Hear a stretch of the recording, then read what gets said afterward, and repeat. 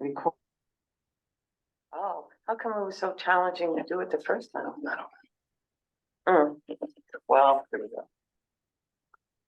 Here we go, for sure. So, good evening, everyone. Thank you for your patience. You know, with technology, there's always something that happens. And so I am appreciative for everyone for being on time and for joining this evening and allowing me to work through all those little glitches. So today's Thursday. I like to call it Friday Eve. So happy Friday Eve to all of you. And I have the agenda up so that we can try to remain focused. And, you know, a few more people should be joining us. And it is 6:38. I can certainly give it 2 more minutes and when we can get started. Because like I said, I want to be respectful of your time. But I'm hoping everyone had a good week and is ready to begin the weekend. We had beautiful weather today. Another blast of a last minute blast of summer before we start dipping into cooler temperatures and really getting ready for the fall. Is everybody ready for Halloween? To celebrate Halloween? Yeah? Well, Yeah. whatever. You say yeah? Yeah, I see Julia has a celebratory symbol. Halloween is one of my favorite times of the year. And since it's going to be such a beautiful weekend, it'll be fun to go out and engage in a little mischief, fun mischief, as they say. So if you guys are going out to do anything, just be careful. And in terms of whatever you do, it looks like we have 8 people on. Of course, I don't see everybody. Akil, how do I? Yes, hit that. Yes, hit that. Yeah? Yeah. And I can drag it down. I could open it up a little bit. Yeah. Okay, so one of those people is me, of course. I don't count in terms of, well, I do count, but anyway. All right, well, it's like, I would say a smidgen to 6:40, so we're gonna start the meeting. And you see the agenda here, and I'm gonna call the meeting to order at 6:40. And in terms of adopting the agenda, I don't think there is much to adopt. Once again, I want to take a moment to introduce myself. I am obviously Monique Hardin Cordero. I am one of the co-chairs for the Cannabis Task Force. My fellow co-chair, she's on leave. She'll be joining us probably early next year, and you'll get to meet her. She's phenomenal in terms of the work she does, and obviously she's an advocate in terms of the cannabis space. And she's definitely more versed in this than myself, but I am passionate like her and want to support our community in terms of helping people in our community take advantage of a wonderful opportunity. And so I wanted to make sure I started off the meeting by stating that. Now, I see a few faces in the obviously in the Zoom, and maybe we could take a moment to introduce ourselves, and you can state why you're here this evening. It will also help me when we recreate the minutes. I can have an idea of the people who have joined us. And if you're able to share your camera, I would ask that you do it, simply because it'd be nice for me to see your face so I can see who I'm talking to, so that I'm not just talking to a screen. And I appreciate that.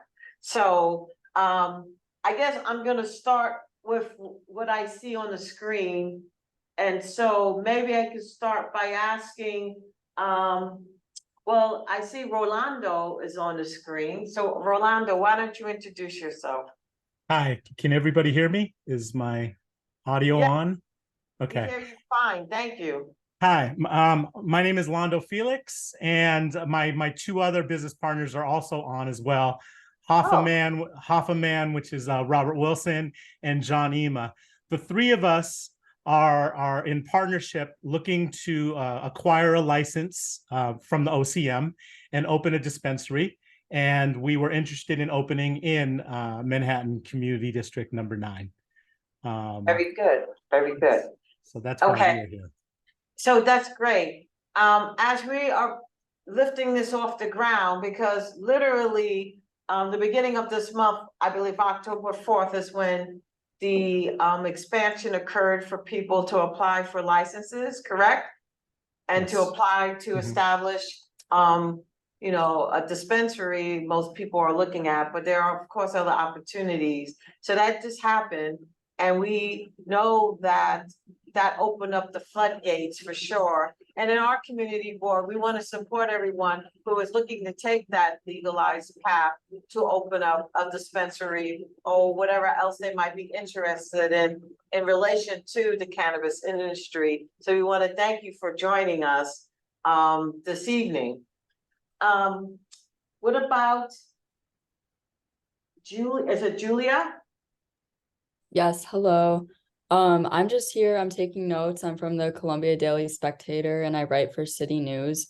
Recently, I don't know if you know my colleague Claire, she and I have been writing about the cannabis industry in CB9, and recently we put out some articles about Gotham Buds, the new dispensary on 125th Street. So yeah, I'm just here to take some notes and possibly write another article about what's going on in the cannabis world. All right. Thank you for joining us, and Columbia Spectator, always keeping your eye on the prize to apprise the community of what's going on. And I see another person on who happens to be a member of community board. Solomon, do you want to introduce yourself? So that other people know that I'm not just here alone. If you're able to speak. Maybe he's not. Okay. I'm sorry, Monique, this is Solomon Prophet. I'm the co-chair of the Uniform Transportation Service Committee.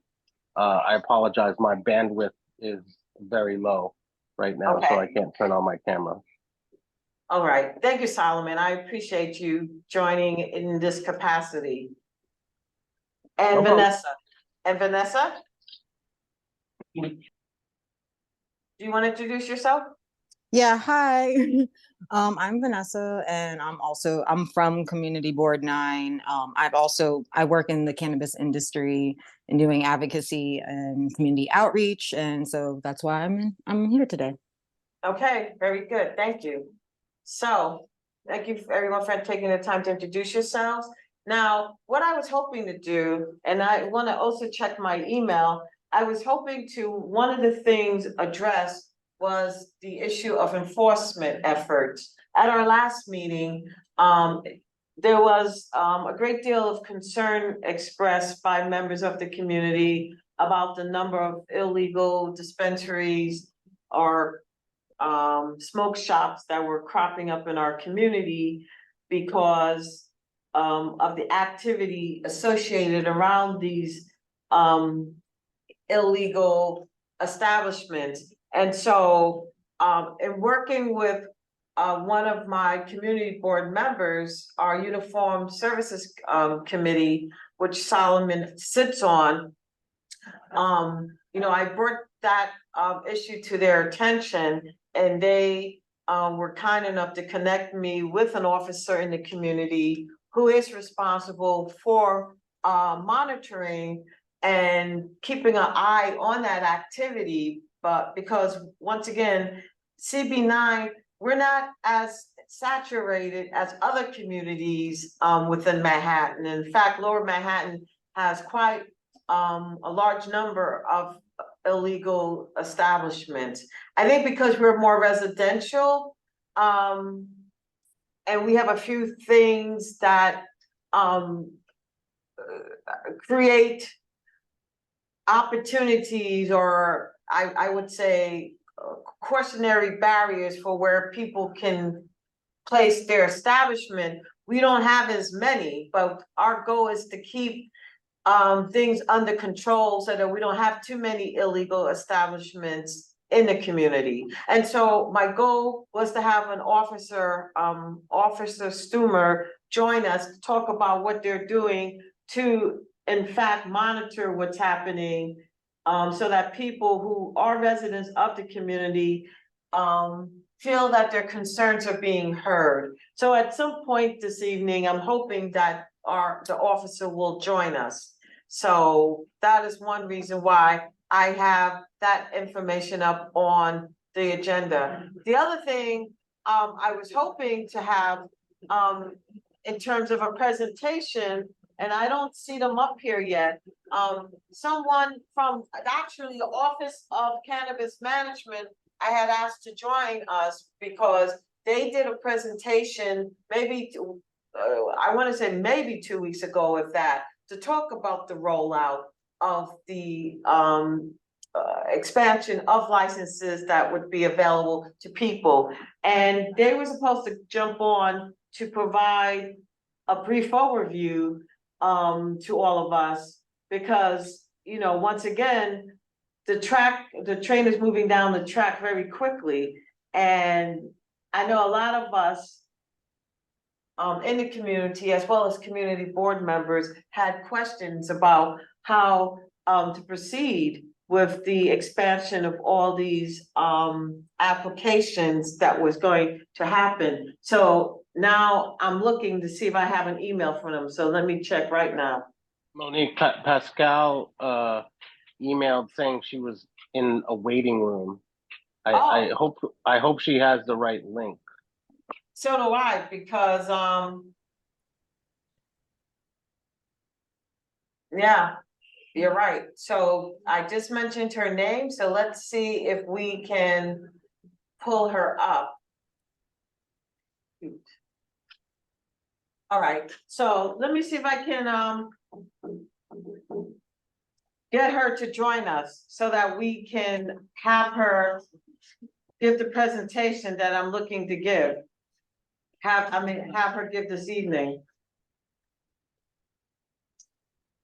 So please be patient.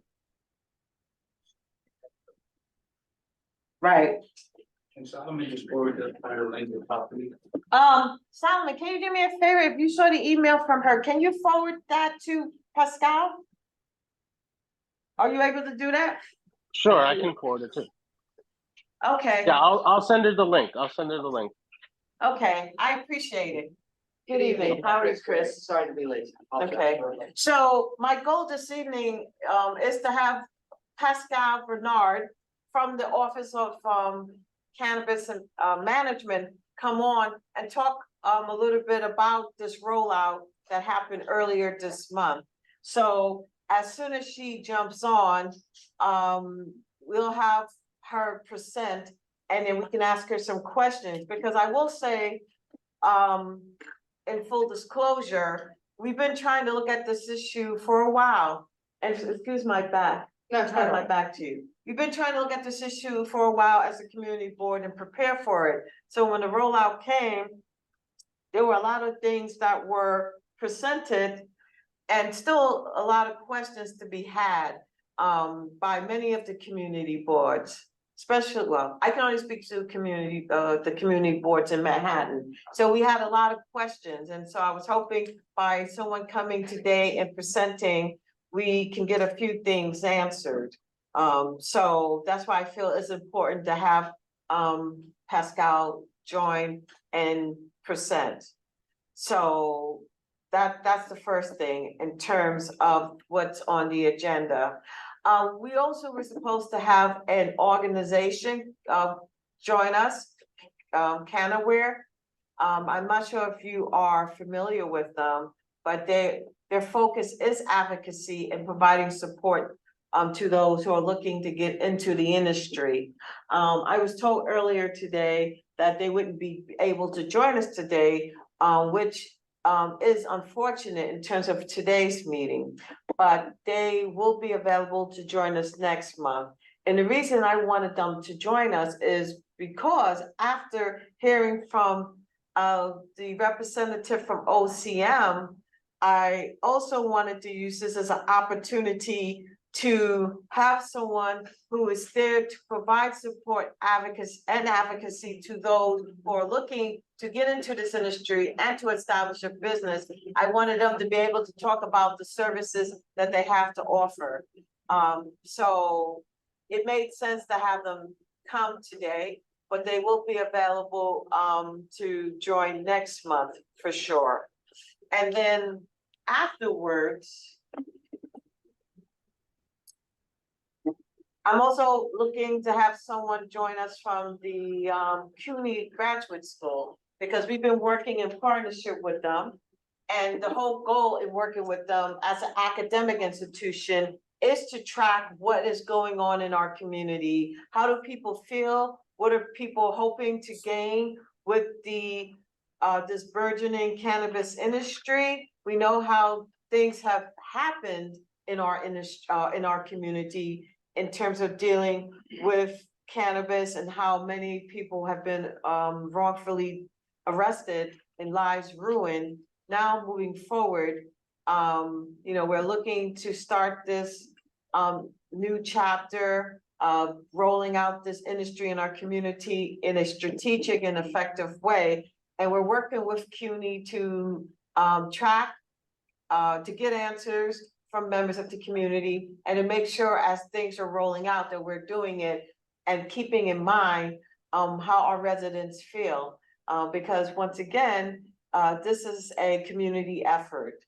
And so I'm hoping that somebody from CUNY will be joining us later to share some initial feedback they've gotten in terms of people answering this particular survey. So those are a few things that I'm looking to achieve this evening on the agenda. Yes, Al. Sorry to interrupt you, but Pascal has joined, and so has Police Officer Stumer. Oh, thank you. I appreciate both of them joining us. So with that said, Officer Stumer, I know that you were limited in the amount of time you could spend with us. And so I don't know, and let me take off the agenda so that we can see people's faces and we can be fully engaged. Okay, give me a moment.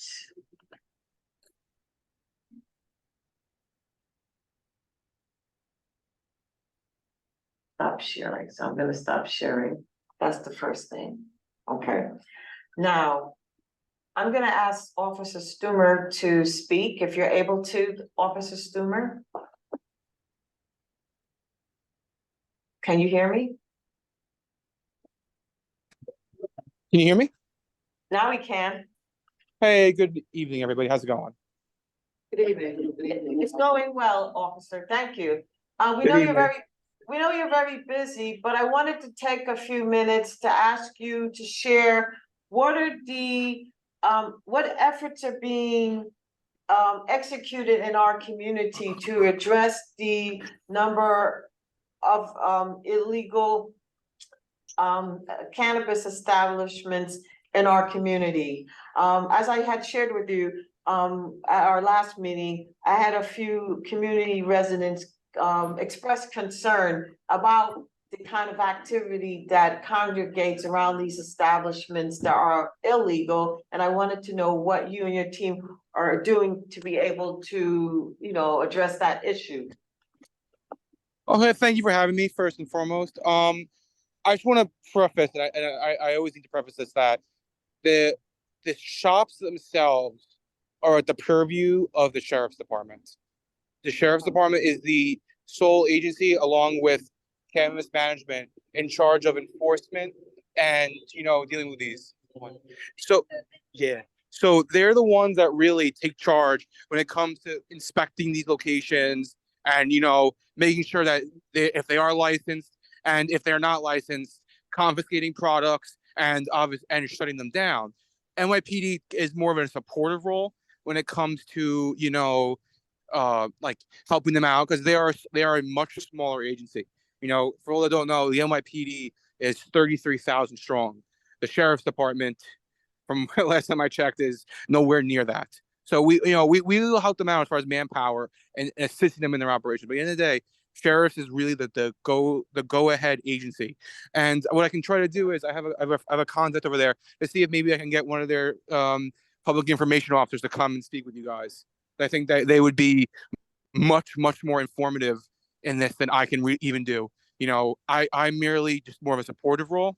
But what I can speak on though is, because obviously crowds in front of it, whether it be juveniles, whoever, obviously do create concerns to people. And if you do see that, that's why I always recommend 311 or 911. You see a crowd that's hanging in front, put in 311. If you see that, something type of illegal activities occurring, I recommend calling 911. And also too is, therefore we get on our radar because, we can only know about what's going on based off complaints by the community. And if we don't know that, then we don't know to really focus on it other than what we see as we drive by, which unfortunately a lot of times we see what people want us to see. So you're saying, officer, that you can only become aware if community members call in and complain? And To an then extent, it- yes. Okay. Obviously we have ones we have locations, businesses that are on our radar. But what I'm trying to emphasize is that, if something that's, getting past our radar, that's why, we need to be aware of it by, make sure they put in the 311 complaints. Because what happens too, especially with 311, is it goes to multiple agencies. So therefore, sheriffs also gets notified saying that, hey, disorderly group in front of a location, maybe they need to step up their enforcement at the location, if that makes sense. I believe it makes sense. Are there any questions or comments from those who are joining us, thus far? No? Hi, Tim Davis. Oh, hi, Carlton. Hi. Hey, good evening. It's been a few rumors in the streets that the cannabis shop on 145th and Broadway doesn't have license. And they're operating. So I mean, Go ahead. are those businesses are bypassed? Are they is it known that, or are they about to get their license or anything? So I haven't looked at 144 and Broadway recently. I do know they were pending a license, and generally it's the policy of the sheriff's department. Again, generally, locations that with pending applications, it's usually, they wait to take enforcement there because the summons can actually be thrown away if they end up getting a license. I can happily reach out to sheriffs with that location. I know that that location was referred to them a couple months ago because we did receive some complaints about, loitering and people hanging out in front of the location.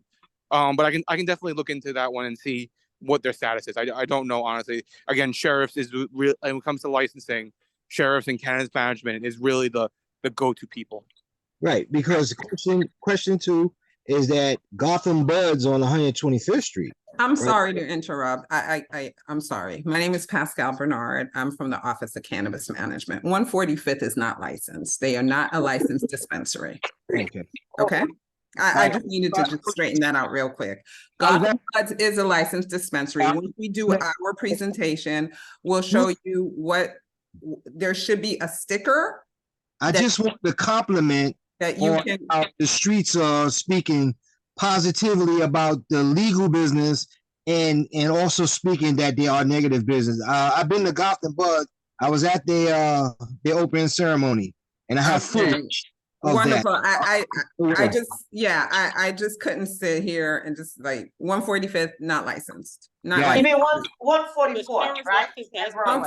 145th, you name it, not licensed. I used to live on 146 in Riverside. My uncle still lives over there, so I'm in your area a lot. They're not licensed. Got you. So Pascal, I asked the officer to come on to address the concerns around the illegal establishments because residents have expressed concerns. So he was sharing with us some of the things that he is trying to do with his colleagues to address that. Yeah, no, I And- totally understand. I just didn't want anybody to walk away thinking that 144th and Broadway is licensed. It is not.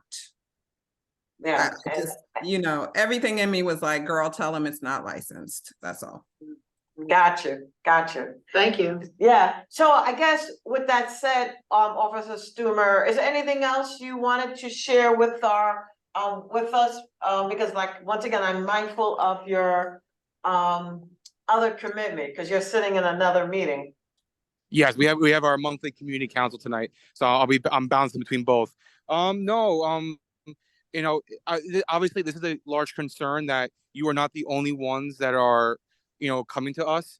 I would recommend to people speak with your elected officials. You know, make sure your voice is heard because, you know, it's an issue that obviously is not only being seen in, you know, in West Harlem, and you know, it's an issue that is obviously is a citywide thing. I sat in today on the mayor's city hall for seniors on 146th Street, and it's, you know, on the east side.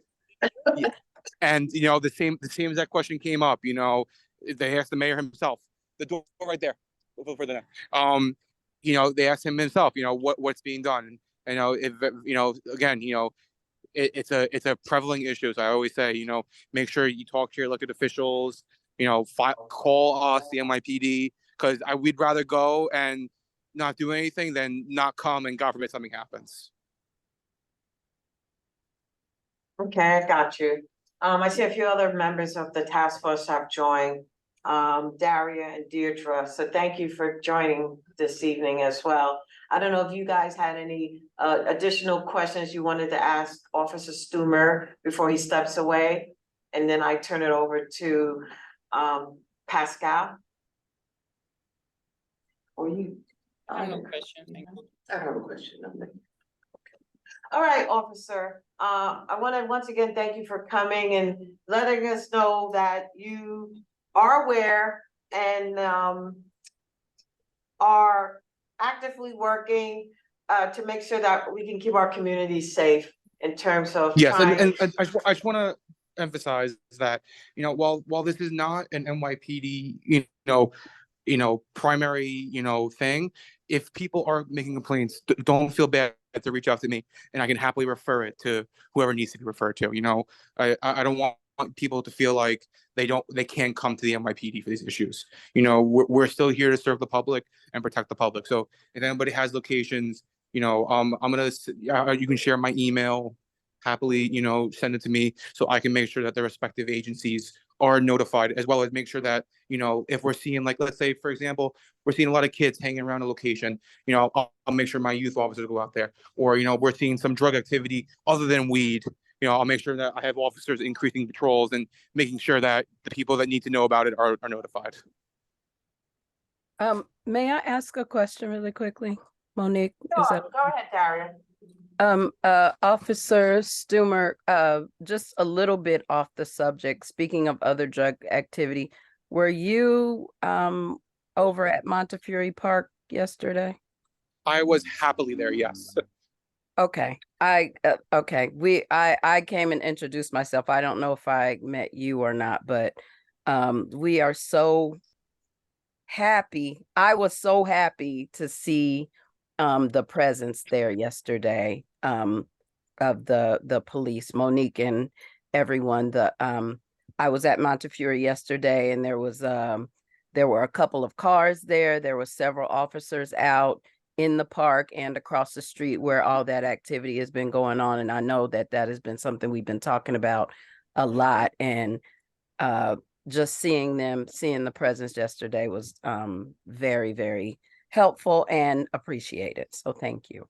No, I appreciate it. And just for everybody that doesn't know, Montefiore Park, located at 137th Street and Broadway, unfortunately has become a less than desirable location. If I can word it like that. You know, unfortunately there's a large amount of homelessness, drug use, illegal vending. And we got together with downtown, with 1PP and a bunch of other agencies yesterday and conducted a large scale operation where we brought in Department of Health, who summons 7 different people for illegal sale of products. You know, this is not the first time we're going to do this. We plan on doing these multiple times over the next couple months, weeks. You'll be seeing increased patrols at the location, because obviously, you know, that location has become, you know, something that's less than desirable, and we want to make sure that we bring it to the reason why they made that whole entire park in the first place, for a place for the community to come and feel safe. I want to thank you for your efforts, Officer Stumer, regarding that. You know, as you know, there's been quite a lot of activity there, and unfortunately, some assaults that have happened in that area. So I'm glad that it's being addressed now. Nice to see you, Solomon. Thank you. I did have a follow-up question for you. You know how we typically reach out to the NYPD when it comes to liquor licenses, whether it's new applications or renewal. Our expectation is that we would do the same for the applications that we have gotten for dispensaries. So I know that we've received, the last time I checked with Yutha, our district manager, we had about 10 applications. There may be more since the last time I spoke to her, but we probably will need your input and feedback with regard to those dispensary applications. We're still trying to determine and figure out all the criteria when evaluating these applications, and I think that's why Pascal is here today to help us with that. Yeah, no, definitely. And I'd be happy to, going forward, you know, be that point of contact for everybody. This is not an official NYPD statement, just more of a based off my experience and what I've seen. I think that would be a very good thing, because as for all that don't know, SLA, you know, when it comes to, you know, getting liquor licenses, there's a very, you know, very public process. And, you know, again, not my official statement, but, you know, but based off my experience and what I've seen, you know, I'm sure a similar system would be very beneficial to this. Yes, agreed. Certainly, CB9 has worked on guidelines and regs that we want to use in terms of the review of application. And a part of it that's important to us is for it to be public, that we engage with those who are applying, because they are from the community, and we want them to be a part of the community, and it's important for us to engage with them. So for you to say that, Officer Stumer, it is very important. That is a very important thing that we are incorporating into the process as we're looking to finalize it. So thank you for mentioning that. My absolute pleasure. Did you want to say something? No, good, thank you. One more question, if I may ask, before I let you go. You know, we mentioned a few establishments that are already in place in our CB. One of the nicer ones that has been around for a while now is on, I believe, St. Nick and 148th. Yes. Yes. So that's another one. And it looks very nice, like Carlton said. Some of them are very, you know, high-end looking, but once again, as Pascal spoke to, it's not legally established. So once again, what is the effort to address an establishment like that? I hate to say it, no matter if they're pretty or if they're not pretty, you know, they fall under the same guidelines that every other location goes to. You know, and just they would have to go through sheriffs and cannabis management. Okay, I'm sorry. Somebody saying something? No, sorry, I'm at the other meeting right now, so people keep coming up to me. Okay, so you know, once again, just bringing that up. So got you. So we know that, just to conclude, we need to either contact 311 or 911, depending on the nature of the complaint. Yeah, and like I said, you know, also feel free, you know, I'm gonna leave my email in the chat.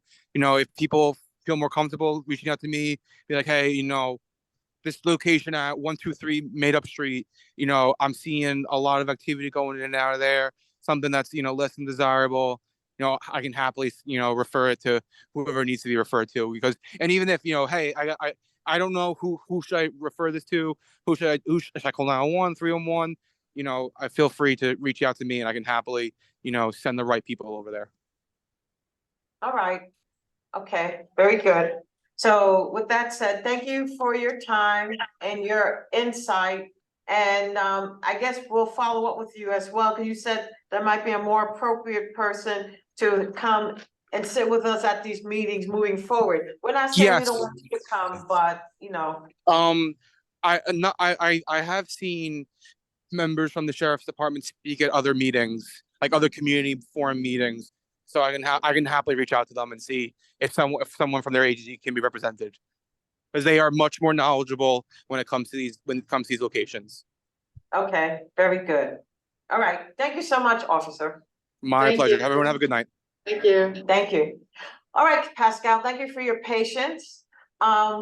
We now are to the next part of the agenda. I started to share that we had someone come from OCM to share and to talk a little bit about, once again, what this rollout looks like. I know you had meetings, a lot of us couldn't come. I thought we could use this opportunity for you to go over what the rollout looks like and the role of the community board in terms of supporting people who are applying. Actually, Pascal, before you start, I need the ability to share my screen. It looks like I have that ability if I could be. Sure. Hold on. That would mean making you a co-host, correct? I believe so. Okay. Yeah, that should do it. Yeah, there you go. Good. So good evening, everybody. I'm joined by my colleague, Phil Rumsey. I'm sorry. Deirdre, did you have a question? Maybe I should wait till after Pascal or Mr. Rumsey give their presentation. It's about applications, an application question that I probably missed. So yeah, we're gonna cover some of this stuff. Yeah, so what's gonna happen is what we cover, it may answer some of your questions. It will definitely generate new questions. Very good. Thank you, Pascal. Okay, go ahead. You can proceed. All righty.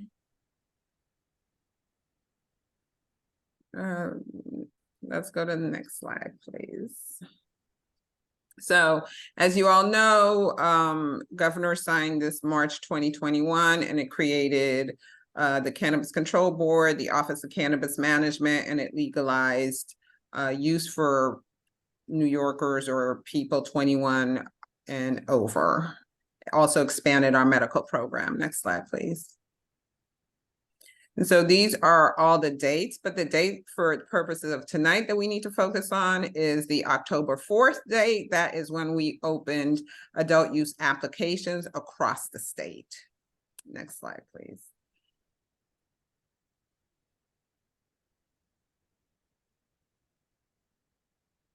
And so creating an equitable industry. So social and economic equity. All cannabis license applicants will have the opportunity to become social and economic equity certified in one or more of the following paths. And we call that C. So if you hear C, it's social and economic equity.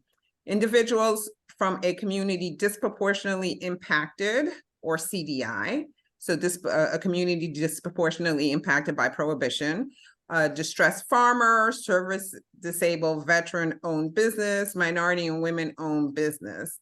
Extra priority shall be given to applicants that demonstrate that an applicant meets all of the following: is a member of a community disproportionately impacted by enforcement of cannabis prohibition, has an income lower than 8% of the median income of the county in which the applicant resides, was convicted of a cannabis-related offense prior to the effective date of this chapter, or had a parent, guardian, child, spouse, or dependent, or was a dependent of an individual who prior to March 31st, 2024 was convicted of a cannabis-related offense. Next slide, please.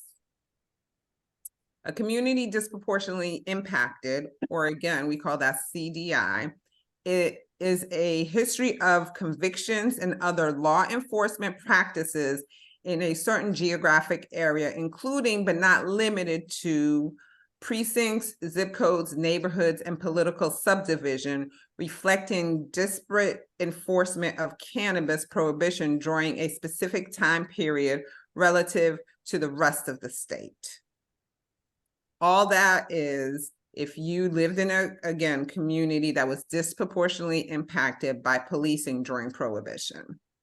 Applicants seeking to applicants seeking to qualify for C status as an individual from a CDI are required to submit the following: proof of ownership and sole control of one or more individuals from a CDI who have an ownership interest in a business, and proof of residence documentation demonstrating that you lived in a CDI as defined by census tracts for at least 5 years when you were below the age of 18, or 7 years throughout your life. The 5 years or the 7 years can be non-consecutive. And so we have a map on our site, and you are able to go onto that map and see if you resided in a CDI. Now, there are some people who say, hey, what about, I live in Central Harlem. And again, I used to live where you are. So I understand there will be people that say, hey, what about gentrification?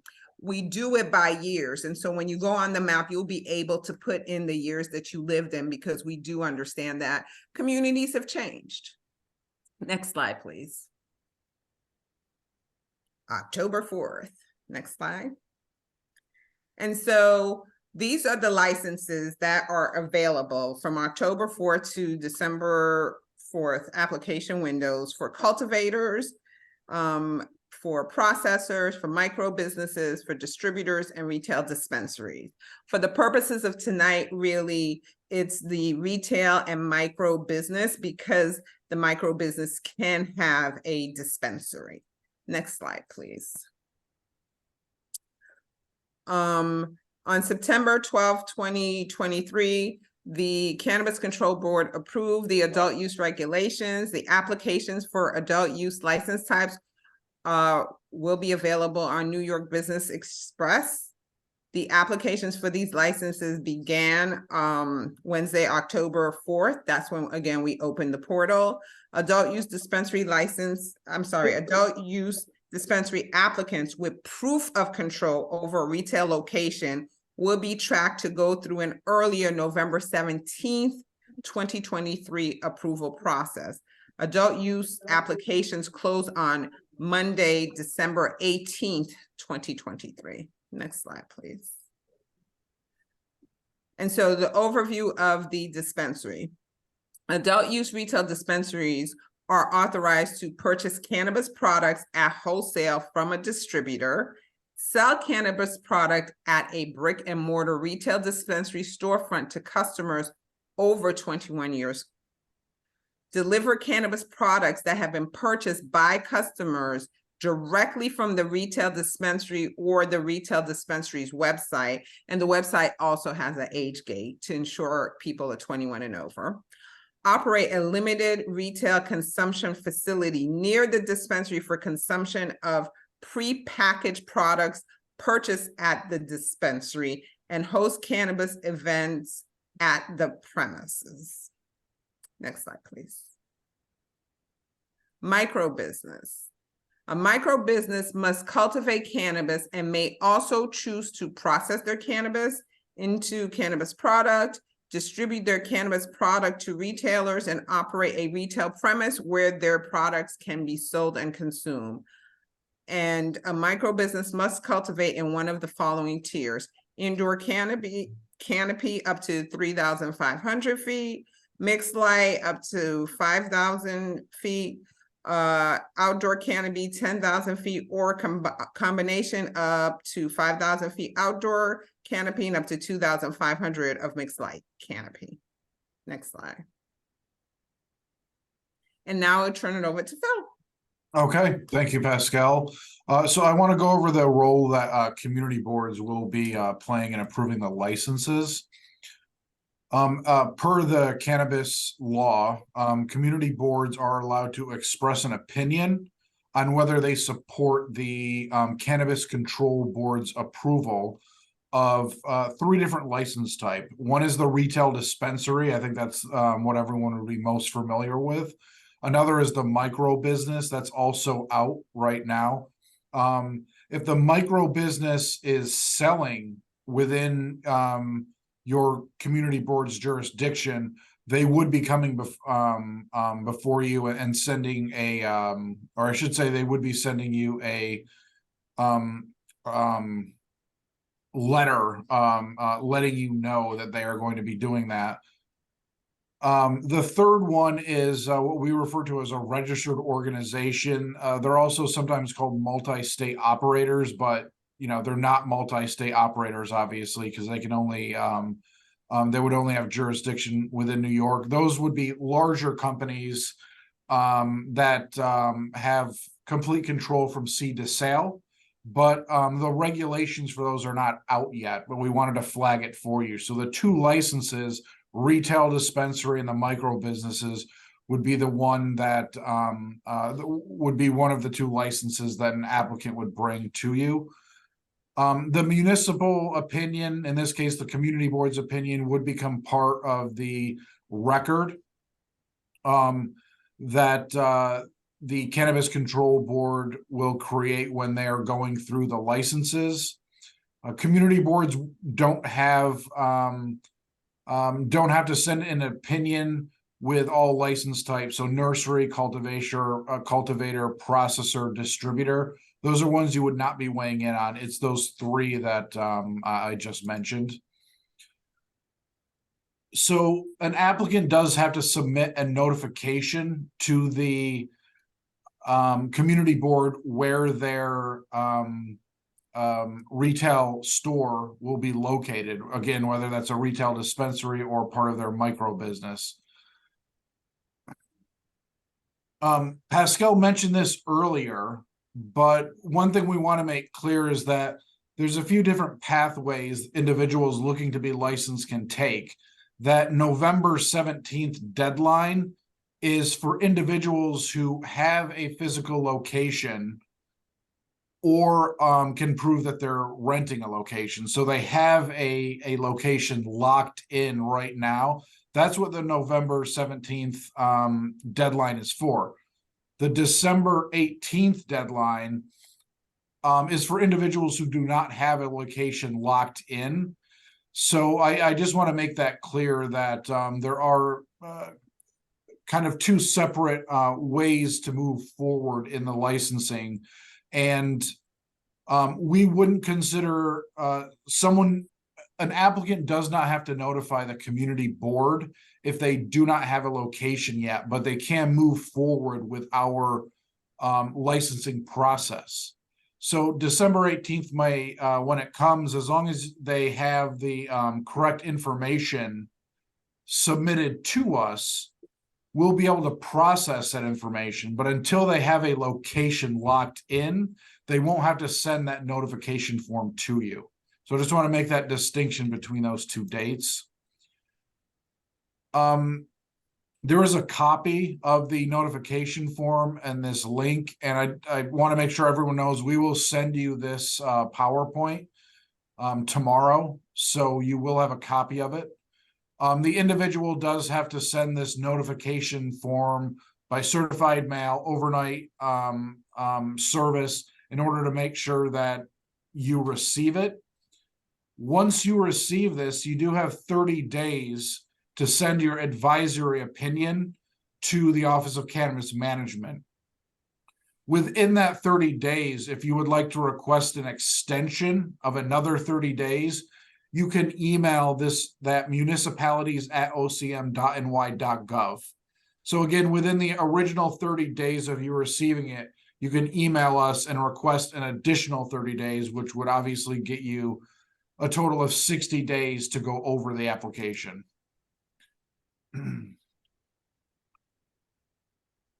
So again, the November 17th deadline, just want to make sure it's clear that the applicants do have to have proof of control over these retail locations. And they do have to demonstrate to the office that they do. That's the November 17th deadline. If someone were to send you a notification form on November 16th, you will still have that 30-day time period to weigh in. Or if you request additional, you will have that 60-day time period. I just want to emphasize that November 17th is coming up, relatively quickly here. So even if you receive some applicants applying November 16th, you will have a guarantee of that 30 days minimum in order to send in your advisory opinion. So some of the OCM enforcement activities I want to end with. When we originally started, it was March 31st of 2021 when the Marijuana Regulation and Taxation Act was passed. We had very, very limited, I would say almost no ability to crack down on illicit operators. We were caught very flat-footed. Our enforcement division didn't have a lot of leeway. Essentially, you had to have a license from OCM in order for our enforcement team to go in and inspect. And obviously, if you're an illicit shop, you don't have a license from us. That changed in the state fiscal year budget of 2023-2024. where it established a new, broader framework for us to crack down on what most people are calling sticker shops. It allows us to inspect these businesses that are selling or giving away cannabis, regardless if they have a license from us, which was a huge change. Allows for these businesses, allows us to inspect the businesses by using a court order if they don't allow us to go in. We now can seize cannabis as well and can assess some civil penalties. And we're doing that along with the State Department of Tax and Finance. We do have the ability now to crack down on places that are basically advertising or behaving with illicit product that they should have a license for. So if someone is gifting or selling medical cannabis, adult use cannabis, cannabis products, cannabinoid hemp, hemp extract, we have the right to go in and inspect them. And that includes any vehicle that they may be using for their business as well. So if it's labeled as one of these products, we are going to assume that it is one of these products, and that allows for a more efficient crackdown on the illicit sites. I know that you were talking with the officer before about where to report, and obviously if there's certain activity that is of criminal nature, he was saying reach out through 911 or 311 and obviously use those paths. But when we send you this PowerPoint, there's that link right here and you can report this business. And we ask that you submit as much information as possible and obviously never putting yourself in danger. Name of business, if you saw any illicit activity, any pictures you may have, to put into that form. And that really kicks off our ability to then go out and start the process to shut these places down. And I do believe it was brought up.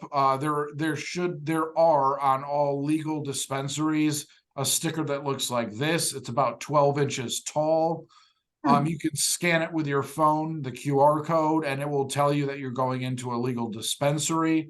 These are on medical and adult use recreational stores. So again, look for that sticker. It is a very easy way. It will be displayed outside of the store where you can scan it. And with that, we certainly want everyone to sign up for any emails. You can go right to the cannabis.ny.gov website. It's right in the middle there, and keep up to date on what we're up to and what we're doing. So with that, I will stop sharing. So we're happy to take questions unless you guys think we were so amazing. We can go now. No, we definitely, I mean, I'm glad you guys came out, so we think you're amazing to come out, but we do have questions. And, I know behind me, we have, one of our task force members was able to come in. So I'm gonna ask her to ask the first question, and then I'm gonna go according to whose hands I see up. So Solomon, you'll go after Daria, who's in the room. And I know Deirdre had a question, and I don't know if she still has one, but we can take that question, Deirdre, if you still have it. So go ahead, Daria. It was actually an excellent presentation. Thank you very much. And I cannot wait to get the PowerPoint so I can Go through it. go, yeah. Yeah. I actually have 3 questions. They kind of go together. Well, 2 of them go together. The question about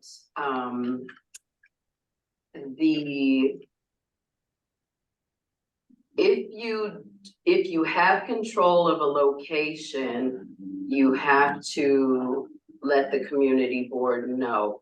If you do not have control of a location, you do not have to let the community board know. And I'm just wondering how the people who don't have control of the location, how that works once it gets to you. And as well, what about people who, say for instance, are renting a location so they think they have control? And what if that changes as well? That's my first question. And my second question is about medical dispensary. So we can start with that and then I'll ask the other. Okay, so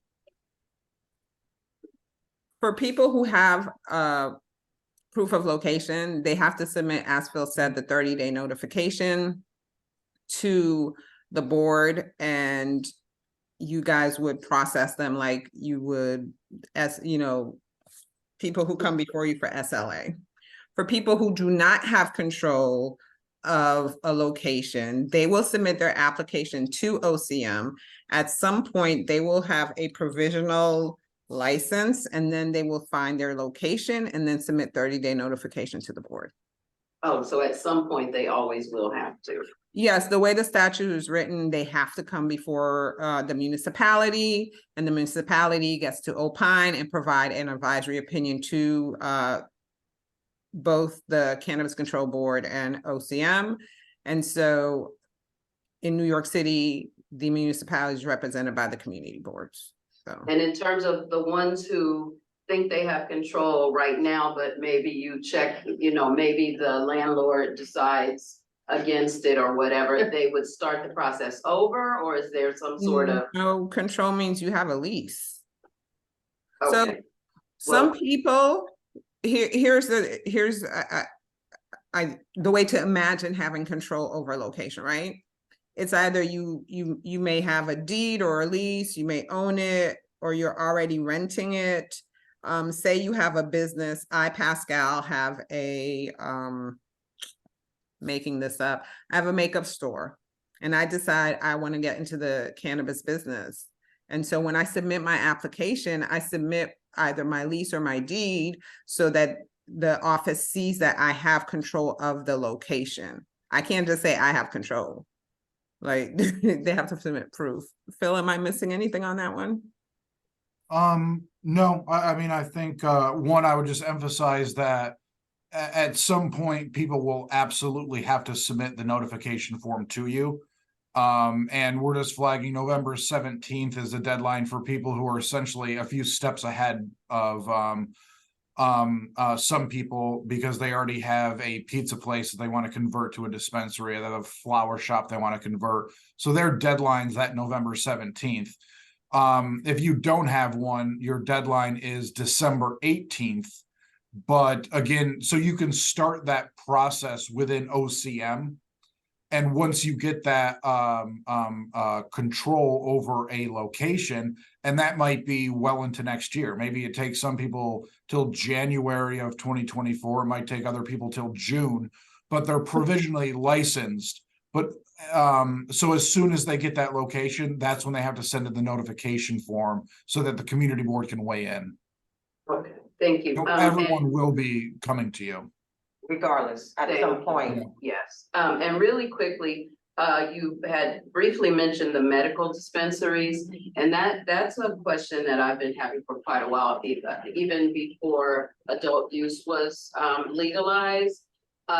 Medical dispensaries, is there any talk of, before it became legalized, the medical dispensaries were sort of a secret. And now we found that some of the work that we're doing with the Cannabis Task Force it's still a secret. Even though all the legalities are going on, we don't even know where the legal medical dispensaries are. Is there any talk about sort of opening the door, opening the curtain on that, so that that is more of an open information? So it's unfortunate that people still perceive that there is a secret with the medical dispensaries. We actually, once legalization happened, it expanded the medical program. It expanded who can get into the program, providers that can write a prescription for someone suffering in the program.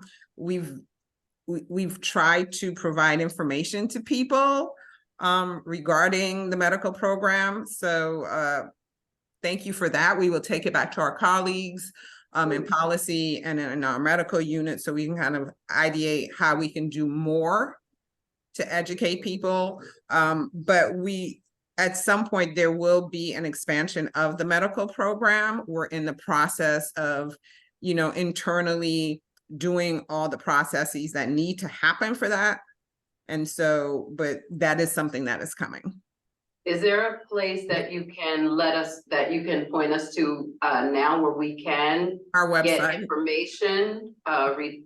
Where specifically on the website? Yeah, I just put in the link. There's a link to every medical cannabis dispensary in New York State in the chat right now.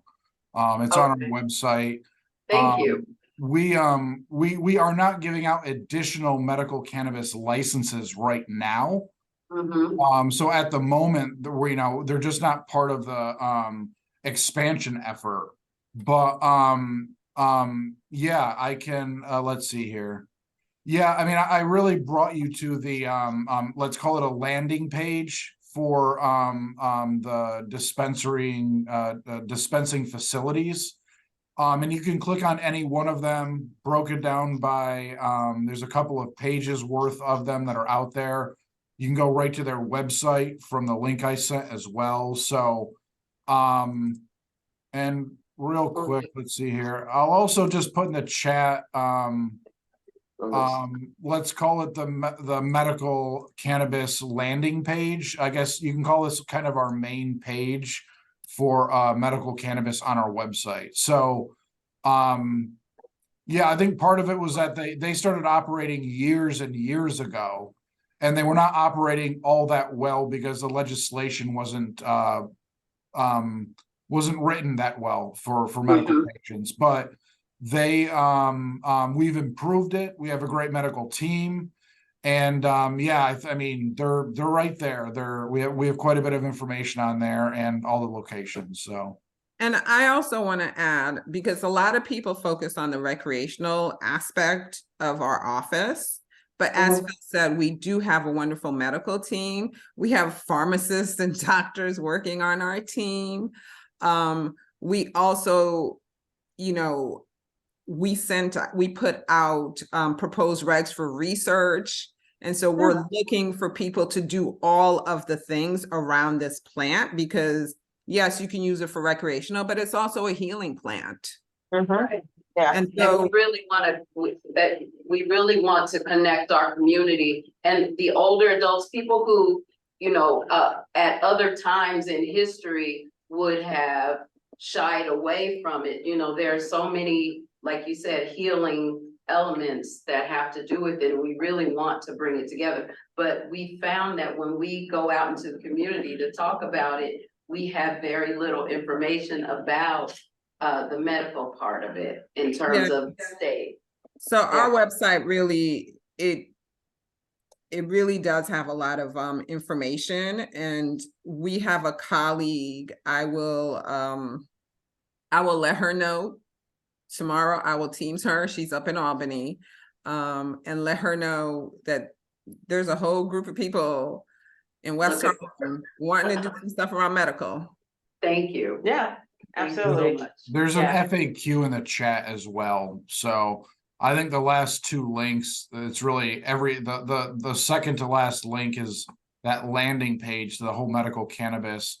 The very last one is an FAQ, so hopefully that does at least answer some of the questions that may have been out there.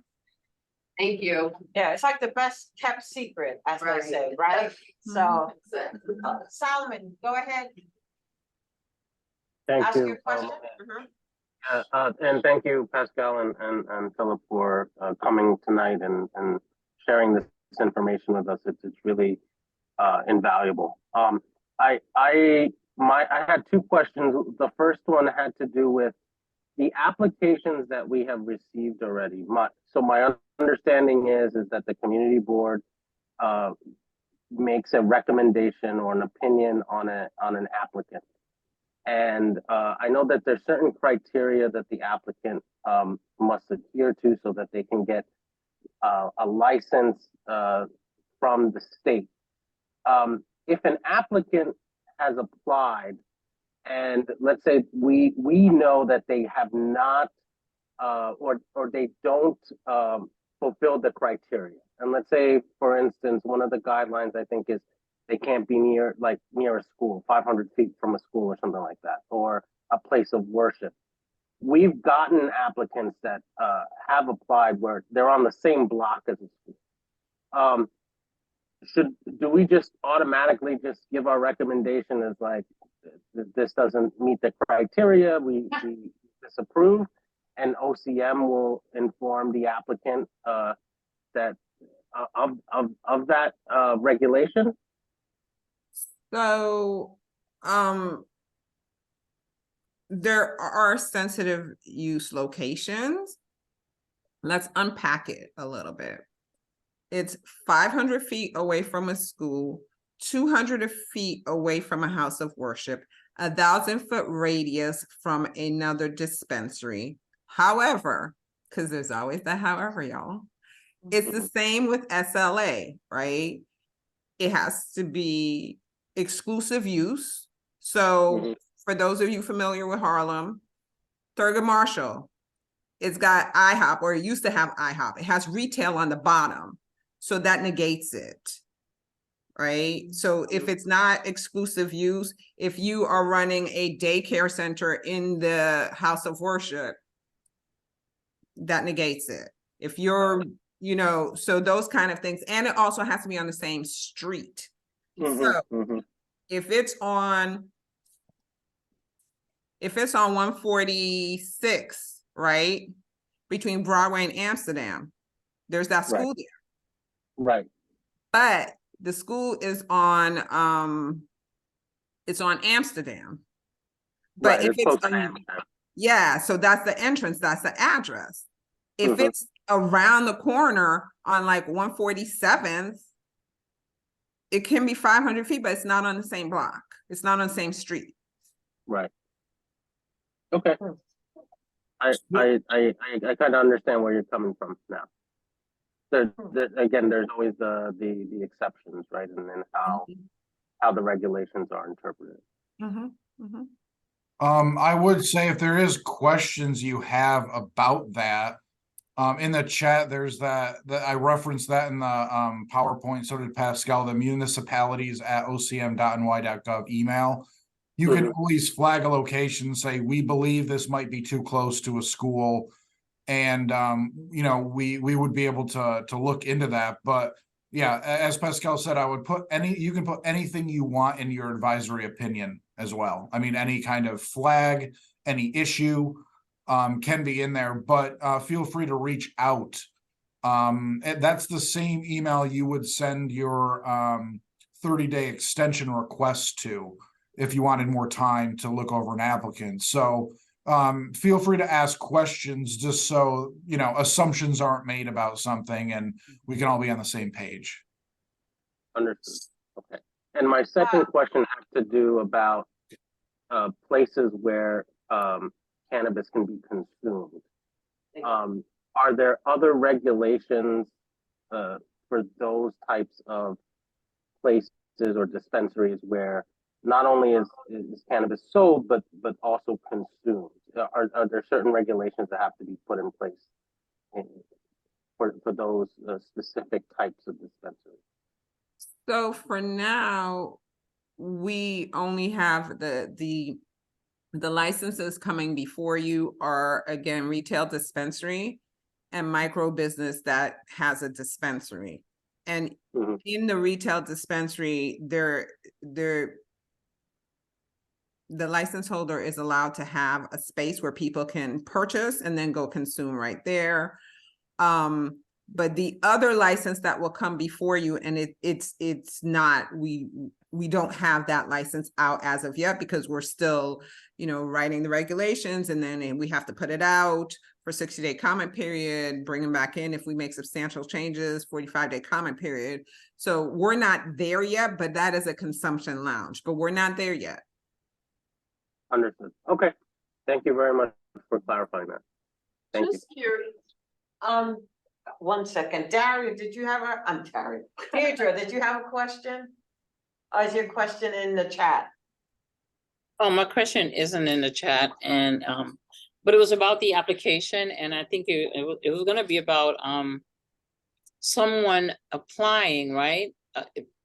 To apply, you have had to either have someone in your family that was arrested, or you yourself have been arrested around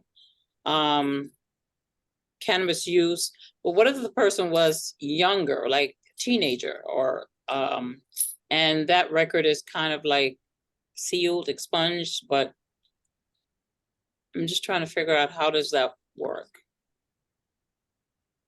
I do believe if there was a plea deal that lessened the charge, it does not count towards that.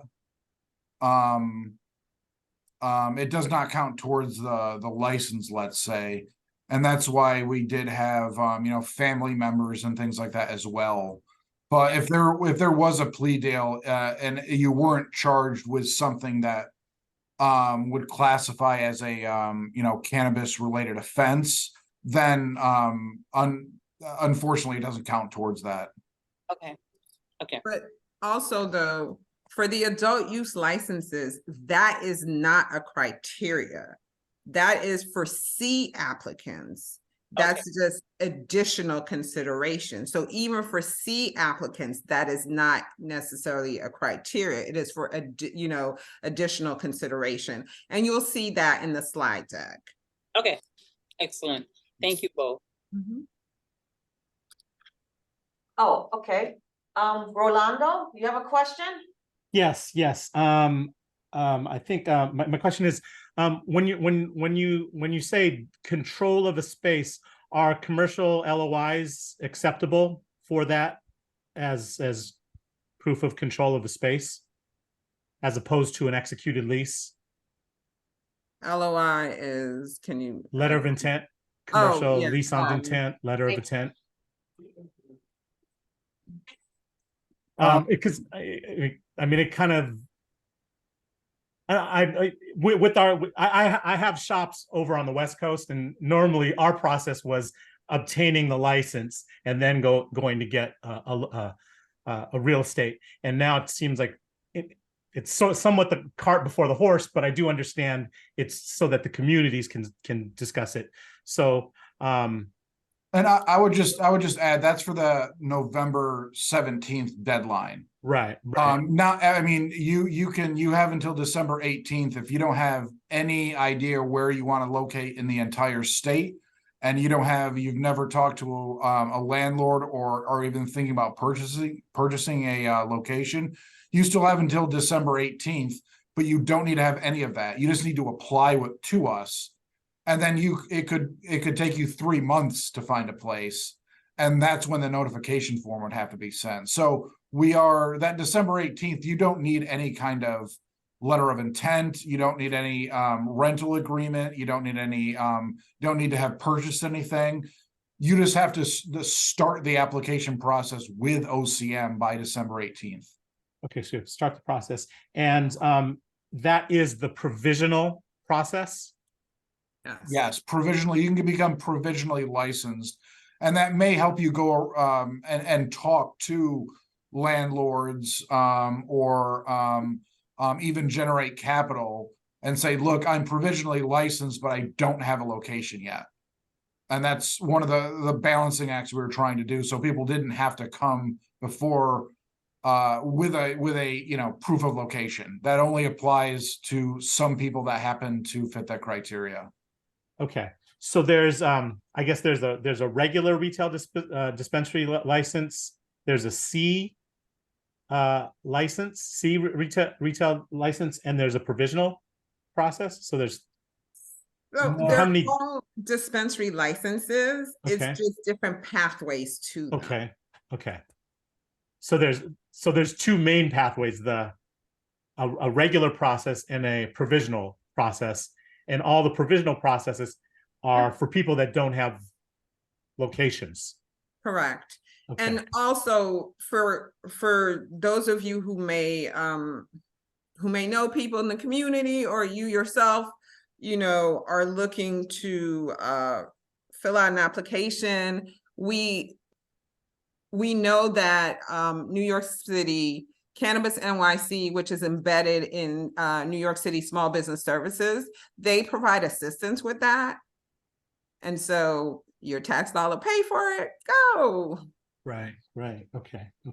So what's important is actually turning in the application by December 18th or by yeah, at the end of the day, that's the application, that's the totality kind of deadline for us. And if you happen to have a location and you want to use that location, you do have that November 17th deadline to bring us a location. Okay. But yeah, everything's going to be wrapped up in this initial wave and December 18th. Okay. December 18th, yeah. So when the window opened October 4th, it originally opened, said October 4th to December 4th originally.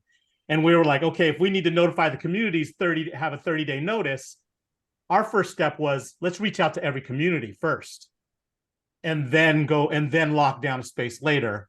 And now it moved out to December 18th. And I wasn't aware of the provisional process when it was October 4th. And now I'm kind of learning along the way and finding out we can go the provisional process and we can turn our application in by December 18th. And out of all the communities that I've reached out and have passed the OCM 06009, the notification form, would I be on record the date I sent those to them? My 30 days? If you had a location, we don't consider that the Okay. notification form only has to be sent and would Okay. only be considered legitimate with a location. Okay. So you do have to have a location. If not, we wouldn't consider it to be a properly filled out notification. Okay. Understood. And again, So- that might be sent in February of next year in some cases.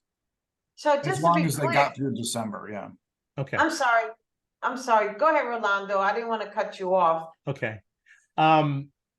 So as long as the application's in, it will be under consideration as long as the provisional application is filled in by December 18th, and then I can continue my real estate search and it will be considered back and forth. But we were worried about the window closing and not getting an application in.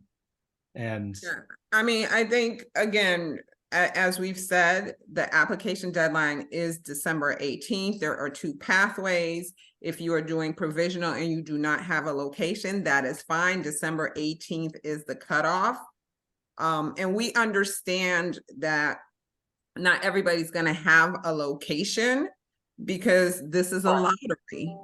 And you don't know if you're going to be one of the people awarded with a license. And so, you know, we fully understand that. And again, if you know people who are interested in any of the licenses and need assistance, they can go to SBS. Additionally, our team, we have an amazing equity team. They trained SBS on how to help the C applicants. Remember, that's the social and economic equity applicants. So if anybody lived in the CDI at some point in their life, that's community disproportionately impacted, they can go to one of the SBS centers and they'll be able to help them complete the C application. Where are those located? Oh, there was a question, Pascal, where are those locations where someone can go to get So I work for the assistance? state. I'm not trying to be mean, but SBS, New York City Small Business Services. You just have to look. We'll put it in the chat for you, but it's the city that's doing that. So they have you know, workforce centers. There's one on 100, I believe, on 25th Street, but I don't want to misspeak.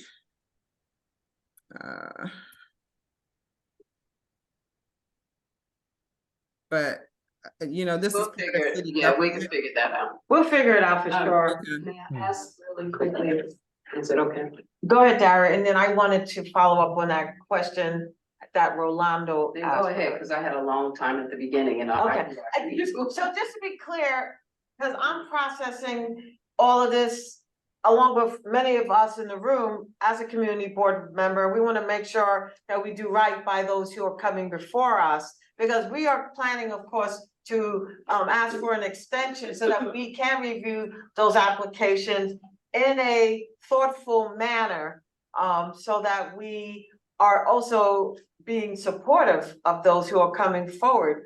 But so the full applications are going to you guys, if I'm understanding OCM, and we're getting a notification, which is like an abridged version, letting us know as a community board, let's say Rolando is applied. And the assumption, of course, if we're getting that notification, is that they have a location already identified, correct? It'll be on the form, yeah. It'll be on the form that's sent to you. And the reason I ask that is that would be a part of the community board's evaluation process, knowing where this potential location will be, so that we can determine, for example, some of the very things that were mentioned. If a place is like 200 feet away from, or 500 feet away from a school, and 200 feet away from, what was it? A House of house of worship. worship, and other things of that nature. Because I'm thinking if we don't have a location, which it doesn't seem like we could receive any notification unless we had that, we can't do our due diligence in terms of reviewing the whole application and knowing that as a part of the evaluation. Right? Yes, yeah, Okay. they will have the, they need to have an address, and actually, I put in the last link, that's in there right now is to the, notification page that describes the notification form and everything.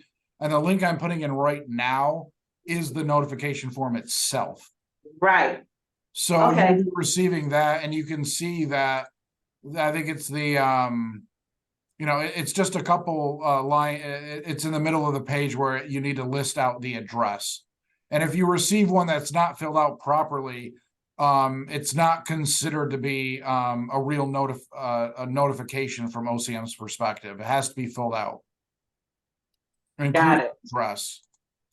Okay, very good. So for the purposes of you guys, because we're saying a lot, and I feel like I'm hearing a lot of the same questions, but just worded differently. So let's kind of distill this, right? For the purposes of what you all need to do, you need to just be focused on the people who are dispensary or who are micro business with a dispensary, and they have an address. Got it. That's really like your focus. Yep, yep. And you That was guys very do your due crystal clear. diligence. Now, the Yeah. other thing too is, and we've heard this from other boards, well, 4 people apply, 4 people put the same address. It's okay. Again, it's a lottery. We don't know which of the 4 will get the address. So just ignore, like, meet with them if that's your process, talk to them if that's your process, and then make a determination. Make a determination. Is this location a good location for a dispensary? Is this, applicant a good person for doing business in our district? Whatever mechanisms that you all have set up, but please don't get caught into like, there are 5 people applying. How do we pick? You don't have to pick. Okay. Okay, good. That's good to know. That definitely clarifies a few things for sure. Dari, did you want to ask your question? Yes. So I'm just wondering, first of all, it's a lottery, literally a lottery, literally, they're just gonna be picked out of something. Cause I'm wondering, how many licenses, are going to be for each. And how that is determined. I know it's a lottery again. I'm just sort of asking what the specifics are. So there are between 500 to 1,000 licenses this initial round. Okay. And that Wow. is across the state. Okay. And that's for dispensaries. Yeah, for the Retail dispensaries. Okay. And so, it could be that half is for the 5 boroughs and then the other half is for the full state. And the other question we get, well, how many will my community board have? That's not how we do it. We do it through through Phil, what is that thing I'm blanking on state economic development zones. It's not zone. Oh, yeah, I mean, yeah, for card, we were using the regions, Thank you. yeah, the regions, the different regions, but And so, that's how things are broken up, is in regions. And so each borough is its own region. So we're not going to be able to say there will be X amount in your CB, and even at this moment, we can't say how many will be in Manhattan. And also it is up to the licensee, once they become a licensee, to decide where they want to put their business. So we don't know if people will want to come to CB9. I'm sure there will be people coming to CB9, but we don't know how many people and things like that. So those are questions that people typically have. And when we don't have the answer, it's not that we're trying not to be transparent. We're being transparent now by just saying, we don't know. And I know sometimes that could be frustrating, and we're not trying to frustrate you. We're just, just being very transparent. We understand. Our favorite phrase is we're building the plane as we're flying it.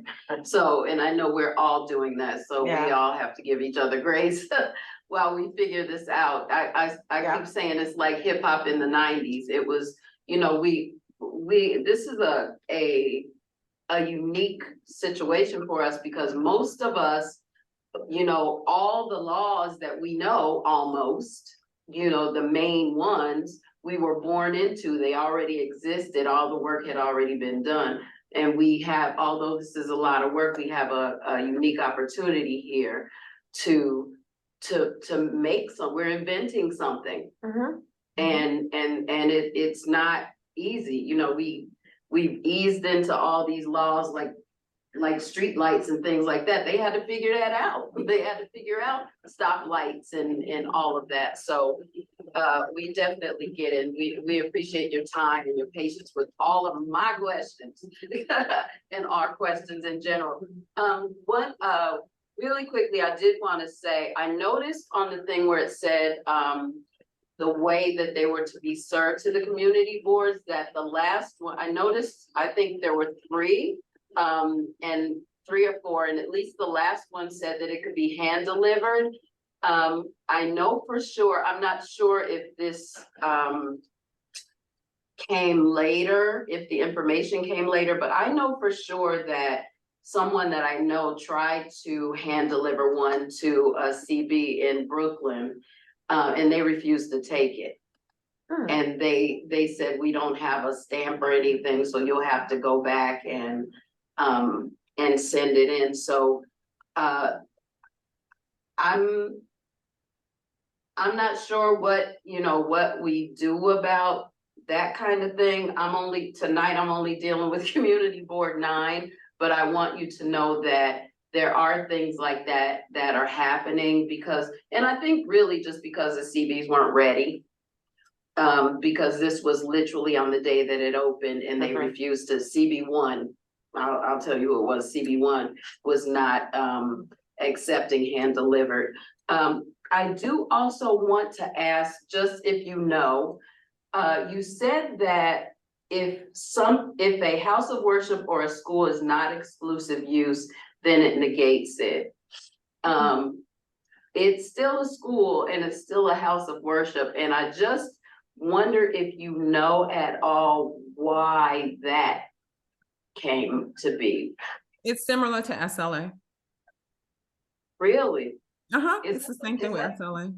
I did not know that. So wait, I'm trying to get clarity, then so if an establishment is not exclusively, let's say, you say a church? If they have an apartment building above them, for instance, it negates it, is that correct? When you say negate, meaning that they don't count The as a house distance of worship. requirement doesn't apply. Okay, so they're not a house of worship. They No, would be it's not that's that. It's regular business. yes. So we know there are plenty of houses of worship. That's what's happening now, right? It's rental property on top, or condos, whatever on top, and then the house of worship has a small piece of it. It's no longer just a house of worship at that point. You know, Right. if a school has retail at the bottom of it, it's no longer just a school. So one of my kids goes to a school that is in Lower Manhattan, and it is an office building, but the school occupies like 4 or 5 floors. It's not just a school anymore. So you have a marijuana shop next door. Okay? Yeah. That's how it works. There's the potential, yeah. Yeah, that, okay, that's a problem, but, that's the reality, especially living in Manhattan, and real estate is limited, so. I think I'll flag that municipality's email again in case there are questions that pop up during your deliberation and wondering about addresses. Shoot us an email to that municipality's email and explain, we're looking at this location, does this fit your criteria? Just so we can, be on the same page as you review applications. Okay, thank you. And again, this is similar to SLA, because I don't want anybody walking away thinking that we've just created this. We looked at SLA, they've been around for eons, and we use them as a template. There were some things that they did that make sense, and so we were like, okay, we're going to use that. And then there were other things that don't fit cannabis. And also, cannabis is highly regulated. It's more regulated than alcohol, tobacco, and even guns. It is a highly regulated industry. Right. I could tell you the guidelines and regs that we drafted and we're looking to finalize. We did look at and consult with the committee for uniform services to get some of those parameters. So I know that those things have been incorporated in what we're going to be using to guide us. So we're off to a good start. I can say that much. But as you said, it's a work in progress and process. So totally got it. Carl, did you have a question? No? Do you hear me? Yes. I have a couple of questions, but I came in kind of late and to sit down and write, I almost forgot.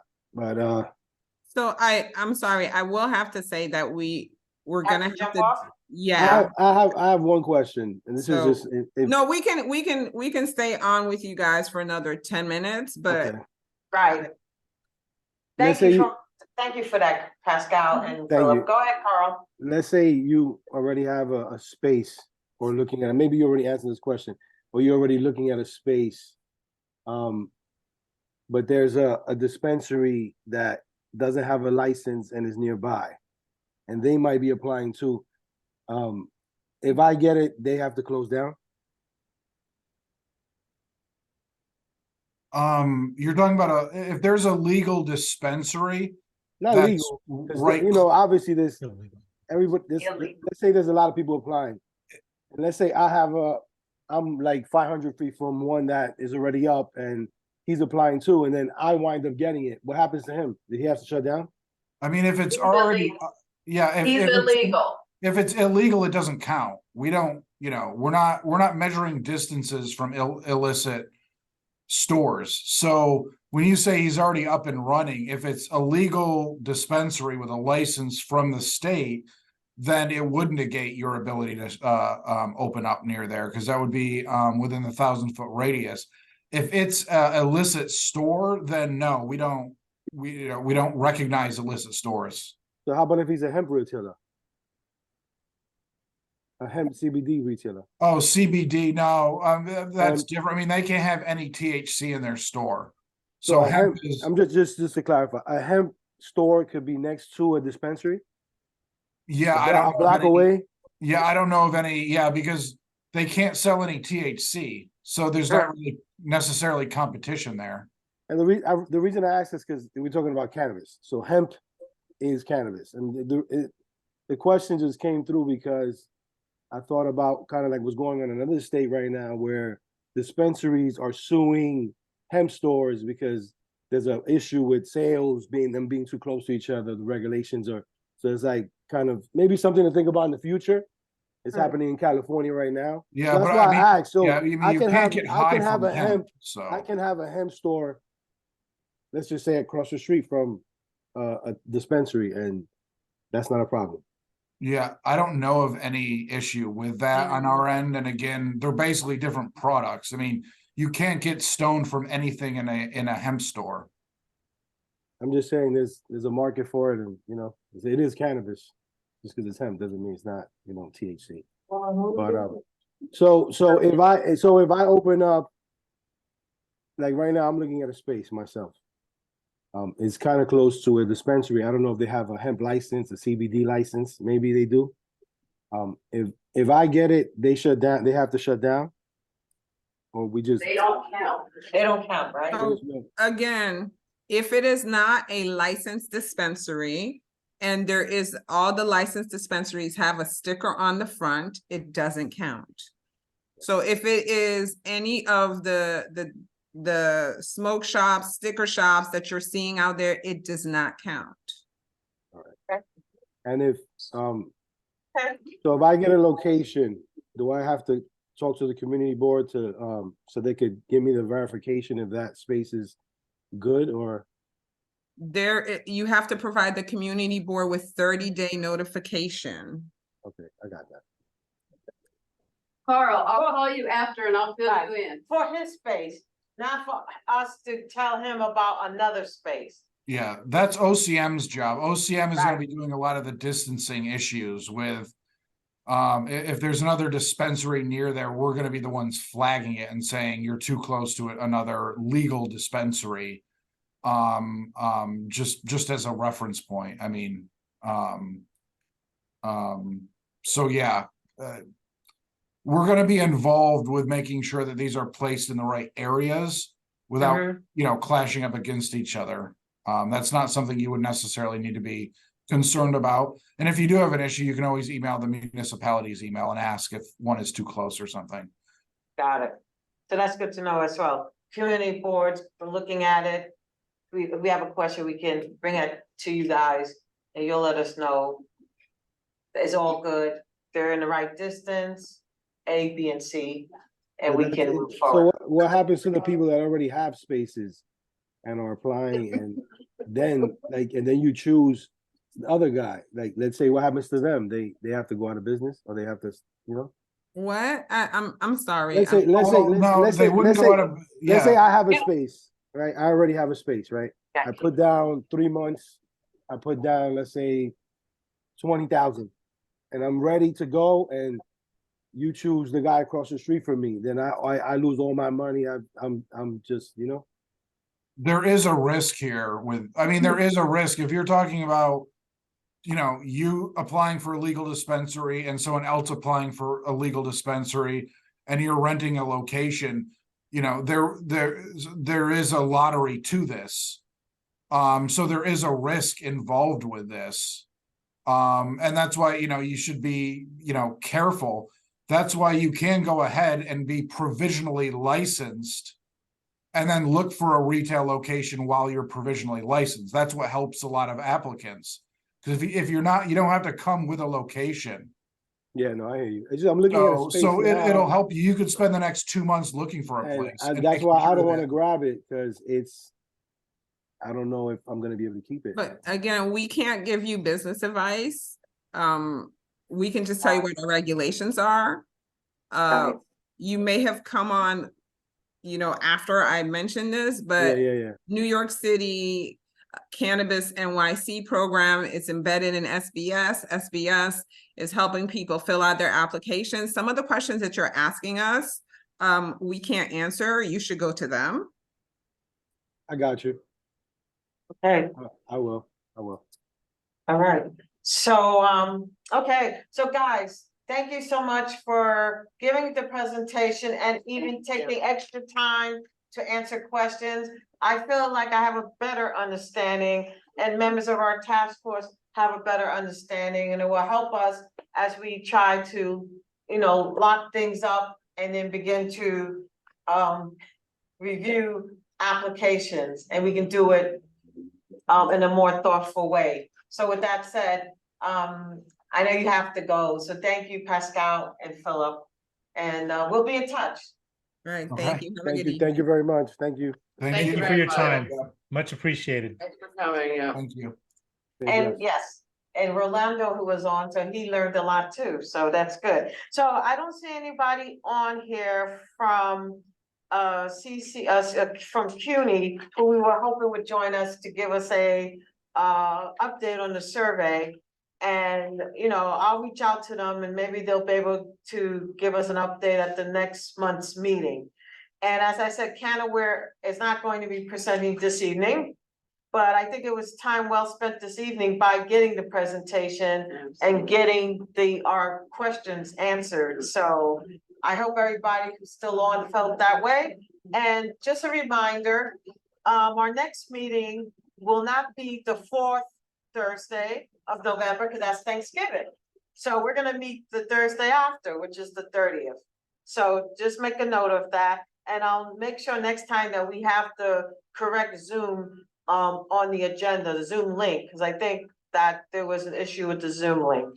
And I don't know if there are any other questions or comments from those on the Zoom, our task force members. Okay, yeah, well, Rolando left, so I know once again, he's one of the people that apply, so we're gonna be working on trying to finalize, like I said, our rules and regs, so that we can begin to review the applications and see who's coming before us. Deirdre, did you want to say something? I'm having a question. I just, in terms of, what I thought I heard, so I want to make sure that I was clear. When Rolando was explaining, he was asking a question, but he was talking about the shops that he had in the West versus how it works out there versus how it works here. So, so in getting licenses and thinking about, when we talked about CB9 and those people who were, wrongfully, I won't use restitution. So you can be anywhere. You can come from anywhere. And because you live in New York State or whatever it is, so you can have shops in Illinois, you can have shops in California, yet still applies for licenses. I know I probably missed some of those conversations. Well, so, I mean, that's a good question, because I thought people who were in our community were given priority. And so I heard that comment. I didn't necessarily hear a response from Pascal or Philip. So I guess that's a question we need to ask, because I'm not clear about that. And I didn't think that follow up with it, and they didn't respond. But I think priority should be given to people who reside in CB9. And so, when applications come before us, we will look through them carefully and I guess explore that. How we do that, I'm not sure. I think that, there are, One second, I'm just Deidre. adding to what you were saying, Deidre, and what you were both saying. I think MSOs, which are multi-state operators, I believe MSOs refer to companies, as opposed to, but I think, an individual from Harlem might be doing business in California or somewhere else, but they might also live in Harlem and therefore qualify as a resident.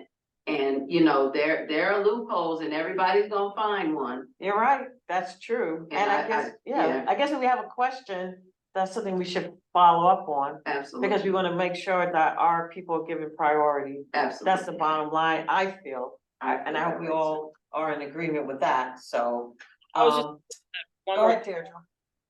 And I mean, so he also mentioned, since it's a lottery, he also mentioned that he looked at other communities as well. So we're not the only community, I guess, that he's applying to. So that kind of answers the question as well. He said that he said he was going to every community board, which I don't, I think some people are just doing extra credit, doing whatever they can to see if they can get it. With this information we got tonight, though, that's not necessarily gonna help him. But if he wants to go to everybody's meeting, I'm sure everybody will be happy to see him. Maybe, and Yeah. the message should be consistent that it's not gonna operate, no, it's not gonna happen necessarily that way. So, yes, Carl. No, I just had a question about the decision making. Yes. So the decision making at the end is you guys that make the decision, or it is just like you have to take this and that's it.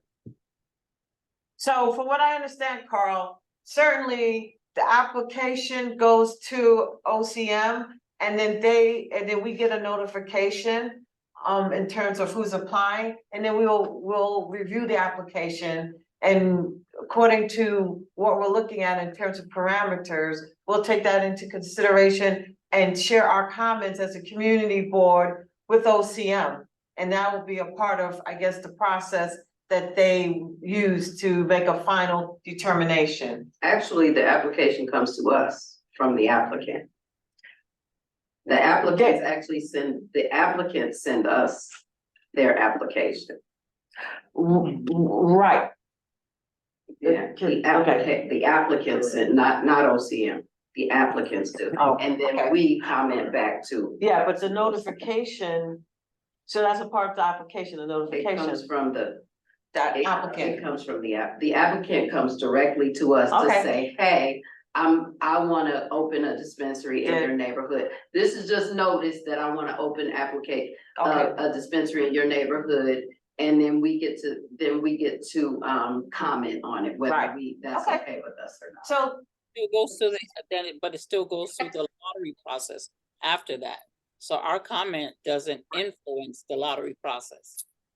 Well, our comment does, I think our comment does, I hope it'll be public record is what they said. They said it'll be public record. But they're gonna still use that process. It'll still be, it's not gonna change the process. Right, Yeah, it's right. still gonna be. So Carl, to answer your question, yes, we'll get it, review it, add our comments. I have another question on regards to retail spaces. Right. They say the community boards get first notification on things opening or upcoming, or so if I was looking for a space, do I have to come to you? Is that the best option? Is that way I know this space is good? Well, now maybe I misheard that. Did they say they would notify us of a retail location? No, because I heard that the community board. Just like they were saying, we can't give advice on where your thing should be. All we do is literally, you go find your place or not, and as a matter of fact, before you got on, this is what they were saying. They were saying that you don't have to, when you put in your application, you don't have to have a location. You don't have to know your Oh, location. yeah. I know that. Okay. I'm just looking but at it- locations and I don't wanna, put a whole bunch of money up to secure it and then they Right, so, tell me no. It's just, right, know, so it's- whenever, if you don't wanna do that, then the best thing might be to just do the application without a location attached to it. And then you could still get a license without a location attached. Whenever you do attach a location though, then you will notify the community board and then we will Right. give our comments. You could already have your license before we get to say anything. Right, they said provisional, is that the Yeah, term? yeah, you can get Provisional the license. provisional license. So if you have a place locked down already, then you let us know, and it's in our board, then you let us know. And we give our comment on whether that's a good space or whether we think you're a good It person or falls within, whatever. yeah. If you have if you don't have a place yet, just go ahead and put the application in and get the provisional license. If you get the provisional license without a location, then you don't even need to hear from us Right. until after He secures one. you secure your location. But you can get the license first, so you don't gotta worry about losing your money if you get the license first. okay, Right, yeah. I got it. Go get the location. I would get the license. Yeah, And then, please. And take the time to look for the location. Right, So it's time limited from what they were saying, so Yeah. And, December it's 18th. just, I'm seeing like the area and the area is so limited, with business spaces right now and, Right, so it's, well, you might have to go in another neighborhood or Central Harlem or another neighborhood, but you'll have your license. You can go anywhere in the state once you get your license. right. That's So, right. I mean, I guess it's sort of a way, but what, you wanna put $20,000 down to secure a place in this neighborhood and then maybe don't get the license? Pay that money. Or do you want to wait, secure the license first, and maybe you don't have a space in this neighborhood, but you could go anywhere in the whole state and still do your business? So I guess you just have to, so wait, So you gotta weigh your pros and cons, Carl, yeah. and decide You know, what we works just- best for you. we want to be home, Yeah, well, we want you to stay home if possible, because we want to support our people. But we also don't want you to lose out on the opportunity. So I'm glad you were able to join us for sure. And Vanessa. whoever is left. Vanessa's got her hand. Oh, Vanessa, I'm sorry. Go ahead, please. Hi, yeah, I just wanted to add about the provisional licenses, that if you're going to keep in mind that when you're applying for a business license, it goes public. So if you're applying for a provisional license and you're using your home address, it will be made public. So either way, you'll want a secondary address. Just to keep in mind. Yeah, so that's for either way, or no? Yeah. No, that's for applying for a business license in general. Your information will be made public, especially Got it. for this license. Thank you. Okay, That's good information. that is good information. Would you please save the chat? So Oh. before you turn it. No, I will do that. I was trying to, and you're right. I was more lucky to save it here than over here. I just got kicked out twice. So with that said, and Chris, you've been very quiet, so I don't know if you want to add any comments before we wrap up. Well, we covered a lot, Okay, we covered a lot, so. fair enough. So with that said, it's 8:31. So as I said, our next meeting is November 30th. I want to thank all of you who came on and stayed. Hopefully, as I said, you got a lot out of the conversation today. We'll be in touch as we have some follow-up and homework to do. And I'm going to call the Motion meeting to adjourn. to conclude. Thank you, the Honorable Daria Hardiman. We are going to conclude at 8:31. Someone want to second that? Second. Thank you very much. So everyone, have a good evening. Thank Stay you. And have a good Halloween if you're celebrating. Good Have a night. blessed night, Holidays. everyone. Thank you. Have a great night. Bye, everybody. Okay, I can stop recording. How do I stop? Okay. Akio, Right can there, you share right? that, can you share that